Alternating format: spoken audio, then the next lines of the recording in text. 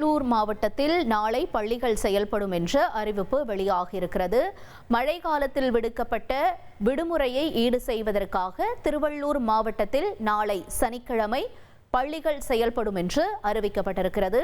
ஏற்கனவே சென்னையில் பள்ளிகள் இயங்கும் என்று தெரிவிக்கப்பட்டிருந்த நிலையில் நாளை சனிக்கிழமை பள்ளிகளுக்கு விடுமுறை அறிவிக்கப்பட்டிருந்த நிலையில் திருவள்ளூர் மாவட்டத்தில் பள்ளிகள் இயங்குமா இயங்காதா என்ற கேள்விக்கான விடையாக நாளை திருவள்ளூர் மாவட்டத்தில் பள்ளிகள் இயங்கும் என்ற தகவல் வெளியாக இருக்கிறது.